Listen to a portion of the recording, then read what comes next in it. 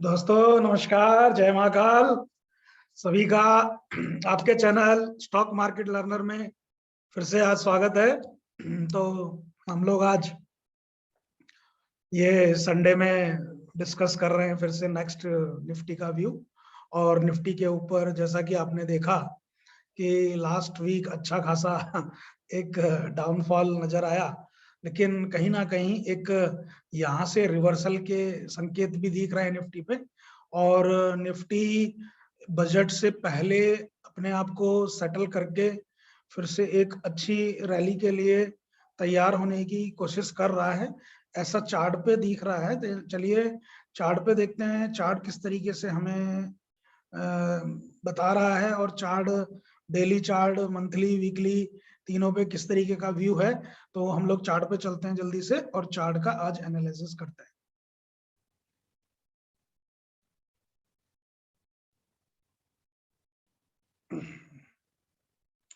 देखिए दोस्तों, ये हमारा निफ्टी का चार्ट है। जैसा कि आप देख रहे हैं कि यहाँ पे मैंने स्टार्ट में, जब स्टार्टिंग में एक बार अगर आपको याद हो तो हमने बात करी थी कि जब मार्केट नवंबर में, सॉरी अक्टूबर में था, यहाँ पे था मार्केट, देखिए। और अगर आपको याद हो तो उसके बाद मैंने जब वीडियो एक शेयर करी थी आपसे चार्ट एनालिसिस की, तो यहाँ से ही सेल ऑन राइज की बात हमने करनी शुरू कर दी थी। और 18,400 वाला जो लेवल था वो आज भी उसको अभी मार्केट रिस्पेक्ट कर रहा है। और वहां जाना और उसके ऊपर मूव देना थोड़ा सा अभी मुश्किल भरा काम है, लेकिन जिस दिन भी ऐसा करेगा तो फिर ये मार्केट यहाँ पे नहीं रुकेगा। ये जो लेवल था, देखिए ध्यान से देखिए, 19 अक्टूबर 2021 की बात है, ट्यूसडे को 19 अक्टूबर 2021 में मार्केट ने एक तरीके से देखा जाए अभी तक का ऑल टाइम हाई बनाया, अभी तक का। और उसके बाद वहां से मार्केट ने लगातार इस तरीके की गिरावट दिखाई। और अगर आपको याद हो, ये मैंने दोनों सपोर्ट एंड रेजिस्टेंस, ये रेजिस्टेंस एंड सपोर्ट वाली लाइन उसी वक्त डाली थी इस चार्ट पे। और चार्ट आप देखिए, फिर वहां से कूदता फांदता नीचे आया, और नीचे आने के बाद में एक यहाँ पे लो बनाया इसने 16,400 के आसपास। और 16,400 से ही इसने ऊपर की तरफ फिर धीरे धीरे अपनी रफ्तार दिखाई है। और यहां से बहुत अच्छी बाइंग आई इस लेवल से। आप देखिए, ये आप देख सकते हैं 3 जनवरी 2022 में यहाँ से एक अच्छी बाइंग आई। और जैसा कि मैंने आपको याद हो तो क्रिसमस के आसपास मैंने बोला था, जब 25 दिसंबर को, कि क्रिसमस के बाद वाला हफ्ता और उसके बाद में जनवरी फर्स्ट वीक, इट मीन्स ये 2 हफ्ते पॉजिटिव रहने वाले हैं, ऐसा लग रहा है। क्योंकि एक सीजनल डाटा को देखते हुए, चार्ट को देखते हुए ये सब चीजें समझ में आ रही थी हमें। उसके बाद में क्या हुआ, देखिए उसके बाद में एक अच्छा खासा मूव दिखा और मार्केट एक अच्छी रैली पकड़ चुका था। और क्यों इसमें एक गलती क्या हुई दोस्तों मार्केट के अंदर, की एक वीकनेस के सिग्नल क्या हुए कि without any rest and without any channel formation market लगातार बढ़ता चला गया। तो मार्केट में कभी भी ऐसा होता है तो मार्केट अपने आप को एक सेटल डाउन करता है, और मार्केट में कहीं ना कहीं वो अपने कुछ इस तरीके के साइन छोड़ जाता है, इस तरीके की gap down, gap up opening दे देता है कि उसके अंदर कुछ ऑर्डर फिल होने बड़े लोगों के रह जाते हैं। तो उन्हें ऑर्डर को फिर से पूरा करने के लिए मार्केट दोबारा वहां आता है। और मार्केट में वो ऑर्डर्स जब एग्जीक्यूट होते हैं तो उसके बाद मार्केट कुछ टाइम के लिए हो सकता है कि एक रेंज बाउंड सिचुएशन में रहे, एक रेंज बाउंड कंडीशन में रहे, लेकिन देर सवेर फिर मार्केट को सेल भी करानी होती है। तो बाय करने के बाद में फिर मार्केट ऊपर चलता है, और बाइंग के बाद जब मार्केट ऊपर चलता है तो वो हमारे और आपके लेवल्स के लिए ऊपर नहीं चलता है। वो जो बिग बॉयज होते हैं, जो बड़े लोग होते हैं, स्ट्रॉन्ग हैंड्स होते हैं, उनके लिए मार्केट ऊपर चलता है। और जब उनके लिए मार्केट ऊपर चलता है तो वो अगले पिछले सभी बैरियर्स को तोड़ के बहुत तेजी से अपने तरीके से, कई बार इलॉजिकल, वो बढ़ता चला जाता है।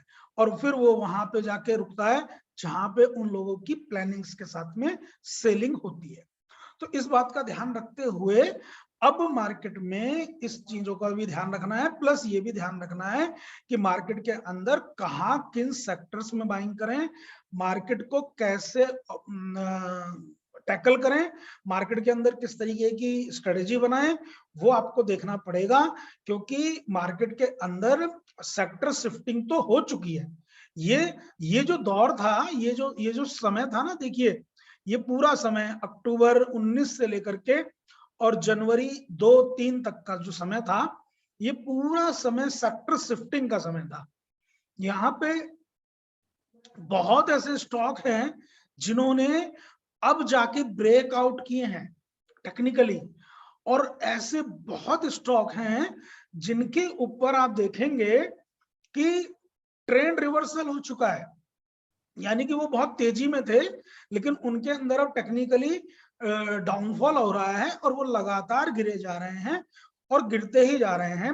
जैसे आप उदाहरण के तौर पे ले लीजिए, इंडिया मार्ट देख लीजिए आप, ठीक है, इंडिया मार्ट का चार्ट देख लीजिए उदाहरण के तौर पे, आपको बहुत चार्ट मिल जाएंगे, हो सकता है बहुत स्टॉक आपके पास भी हो कि जिस तरीके से ये चल रहा है सिस्टम, क्योंकि वहां पे ट्रेंड रिवर्सल हो गया है।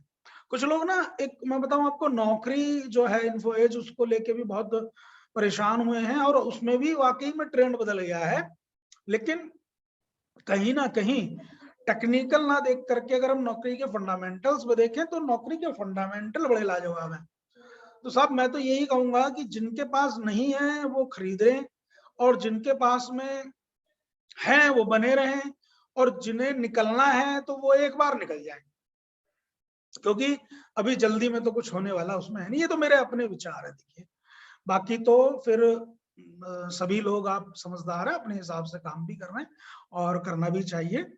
तो उसे देखते हुए अब मार्केट में देखो, यहाँ पे देखिए ये जो लास्ट कैंडल बनाई ना फ्राइडे को, देखिए टग ऑफ वार वाली सिचुएशन है। यहाँ पे बायर सेलर दोनों लड़ते लड़ते मार्केट में चले गए और 3:30 बजे मार्केट बंद हो गया। ये डोजी फॉर्मेशन आप कह सकते हैं, अगर इसे थोड़ा बड़ा करेंगे, देखिए बहुत बढ़िया एक डोजी फॉर्मेशन है, और यहां से रिवर्सल आने के चांस बनते हैं। डेली चार्ट पे एक रिवर्सल बनना चाहिए, अगर रिवर्सल नहीं बनता है तो गिरावट और गहराएगी। लेकिन गिरावट जब गहराएगी तो मेरा मानना है 17,000 तक की गिरावट होनी चाहिए, जो मैं लास्ट वीडियो में बोल चुका हूँ। 17,000 या 16,800 की गिरावट हो सकती है, और अगर नहीं हुई तो यहीं से रिवर्सल आना चाहिए। यहां से रिवर्सल आएगा तो फिर एक बार इन स्तरों पर जाकर 18,250 और 18,400 के आसपास, जो 18,300 कुछ का हाई, 18,340 के आसपास गया था मार्केट, वहां जाके फिर से एक छोटा सा ब्रेक मार्केट लेगा। जब तक ऊपर नहीं जाएगा, जब तक वहां पे स्पाइक मूव ना आए, बहुत तेज मूव आना चाहिए वहां पे, एक वॉल्यूम बाइंग या वॉल्यूम ट्रेड होनी चाहिए वहां पे, और वो स्पाइक मूव के साथ में या तो ओपनिंग दे नेक्स्ट डे मार्केट, या स्पाइक मूव के साथ में क्लोजिंग दे मार्केट। एक ऐसा स्तर 18,320 के ऊपर, 18,400 के ऊपर आना चाहिए, तभी मार्केट में बात बनेगी और मार्केट एक नया ऑल टाइम हाई बनाएगा। ये था हमारा डेली चार्ट निफ्टी का, और निफ्टी ओवरऑल तो ठीक है, कहीं कोई घबराने वाली बात तो है नहीं। अगर मैं निफ्टी के वीकली चार्ट पे बात करता हूं तो निफ्टी का वीकली चार्ट तो मैंने पहले भी बोला, आज भी बोल रहा हूँ, ना कल बुरा था ना आज बुरा है, अभी कोई बुराई नहीं है, ठीक ठाक है निफ्टी का ये चार्ट। देखिए वीकली चार्ट, हाँ थोड़ी वीकनेस दोस्तों इसमें भी मिड टर्म में बन सकती है, हो सकता है आफ्टर इलेक्शन बने, लेकिन अभी तो फिलहाल ठीक है, कहीं ऐसी बात नहीं लग रही। और मंथली देखते हैं साहब, मंथली मंथली मंथली मंथली तो बहुत अच्छा है। मंथली का मतलब है कि अभी ये 2022 ठीक ठाक है। ईयर वाइज देखें तो ठीक है, यानी कि लॉन्ग टर्म व्यू देखें तो कहीं अभी तो कोई भी किसी भी तरीके का रत्ती भर भी कोई समस्या दिख नहीं रही है। हाँ, क्योंकि वीकली चार्ट पे क्या हुआ है, वीकली चार्ट में ये हुआ है कि जो कुछ heavy volume high weightage stocks हैं, जैसे टीसीएस है और HDFC है, HDFC बैंक है, इस तरीके के शेयर्स में दबाव देखा गया है, जिसकी वजह से वीकली चार्ट में थोड़ी कमजोरी आई है। लेकिन मैं समझता हूं कि ये कमजोरी जब तक हमें नहीं समझनी चाहिए जब तक कि 17,000 के नीचे वीकली क्लोजिंग ना दे दे। 17,000 के नीचे वीकली क्लोजिंग दे देगा तो फिर वाकई में मिड टर्म में भी समस्या बन जाएगी। ओवरऑल अभी तो कोई समस्या वीकली पे है नहीं और मिड टर्म भी ठीक ठीक है, ज्यादा अच्छा तो नहीं कहेंगे लेकिन ठीक ठीक है। और रही बात डेली चार्ट की, तो डेली चार्ट की मैंने बात बताई कि यहाँ पे कहीं ना कहीं एक रिवर्सल बनना चाहिए दोस्तों। तो ये हमारा एक व्यू था, एक एनालिसिस था, स्टडी थी छोटी सी चार्ट को लेके। मैं ज्यादा कभी भी पीसीआर एंड एनएससी इंडिया पे call put ratios and open interest and ये सब चीजों का एनालिसिस करके कई बार मैं वीडियोस में नहीं देता हूं दोस्तों। और मेरा एक सिंपल फंडा है कि मैं आपको सिर्फ ये बता रहा हूं कि मार्केट के अंदर जो सिर्फ और सिर्फ चार्ट है, कई बार देखेंगे आप चार्ट कुछ और बोलता है एंड डेटा कुछ और बोलता है, कॉल पुट रेशियो कुछ और बोल रहा होता है, उनका चेंज इन ओपन इंटरेस्ट कुछ और बोल रहा होता है और चार्ट कुछ और बोल रहा होता है। और कई बार दोनों चीजें बिल्कुल सेम होती हैं, दोनों एक ही बात बोल रही होती हैं कि मार्केट ऊपर जाएगा या नीचे जाएगा। कई बार ऐसा लगता है कि चार्ट बोलता है मार्केट नीचे जाएगा और डाटा बोलता है कई बार मार्केट ऊपर जाएगा। तो अमूमन देखा गया है कि चार्ट सही बैठा है, चार्ट हमेशा ठीक बैठता है। तो चार्ट क्यों ठीक बैठता है? क्योंकि डाटा एक सेकंड में चेंज हो सकता है, एक सेकंड में लोग इधर से उधर हो सकते हैं। डाटा है किसका? ट्रेडर्स का। ट्रेडर एक मिनट में अपने अपने विचार बदलेगा और बाई की जगह सेल की तरफ खड़ा हो जाएगा। कई बार सेल की तरफ होगा तो बाई की तरफ खड़ा हो जाएगा। आप देखते नहीं है कि कई बार आप ही अपनी ट्रेड को बहुत जल्दी या तो कैंसिल कर देते हैं या एग्जीक्यूट कर देते हैं। कई बार इतनी जल्दी पैनिक हो जाते हैं और बहुत सारी चीजें होती हैं मार्केट में। वो ह्यूमन साइकोलॉजी है डाटा का, लेकिन चार्ट बहुत कुछ बोल देता है। और चार्ट ज्यादातर क्या 99% चार्ट में विजय हासिल होती है। तो चार्ट के हिसाब से जो बात थी वो एनालिसिस करने में हमेशा फोकस करना चाहिए और उसी को मैं करता हूं।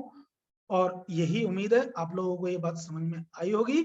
प्लीज वीडियो को लाइक करें, चैनल सब्सक्राइब करें। धन्यवाद।